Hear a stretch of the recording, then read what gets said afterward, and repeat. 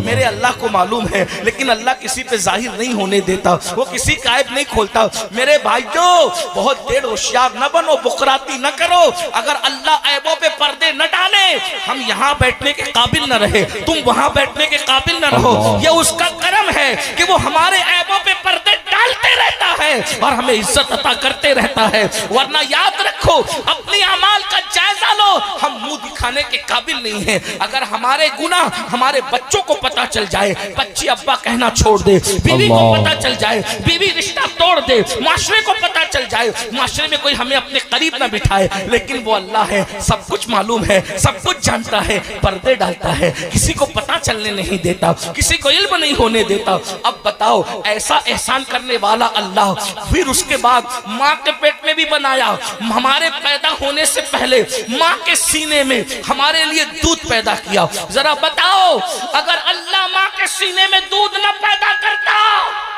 تو کیا ہمارے باپ میں طاقت تھی ہمیں کچھ کھلانے کی؟ اللہ، ہماری ماں میں طاقت تھی ہمیں کچھ کھلانے کی؟ ہمارے اندر طاقت تھی کچھ کھانے کی؟ وہ اللہ جس نے سب دیا، اس اللہ کے لیے 10 منٹ کا ٹائم نہیں نکال؟ اللہ، اس ہم سے بڑا غدار اور احسان فراموش کون ہے؟ جس نے سب کچھ دیا، اس کے لیے 10 منٹ، جو 6000 کی نوکری دیتا ہے، اس کے آگے ہاتھ باندھ کے کھڑے رہتے ہو، جی سیٹ جی، جی سیٹ جی سے، ہے نا؟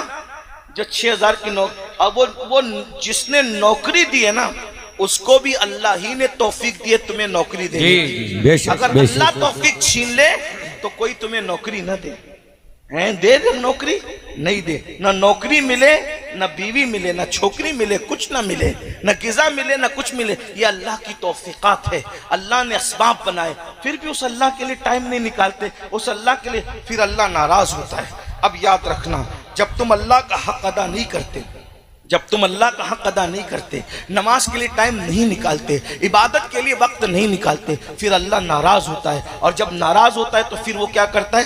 عذاب دینے کا فیصلہ کرتا ہے۔ اور پھر اللہ کے رسول صلی اللہ علیہ وآلہ وسلم فرماتے ہیں کہ اللہ رب العزت سب سے زیادہ موت کے وقت اگر کسی کو تکلیف دیتا ہے، مرتے وقت سب سے زیادہ اگر کسی کو تکلیف ہوتی ہے تو بے نمازی کو ہوتی ہے، نماز چھوڑنے والوں، نمازوں کو ترک کرنے والوں۔ اب ذرا دل کے کانوں سے سنو اپنے نبی کا فرمان، اپنے سچے نبی کا فرمان۔ میرے اور تمہارے آقا فرماتے ہیں، بھائیوں مرنا ہے، موت تو برحق ہے، قرآن کہتا ہے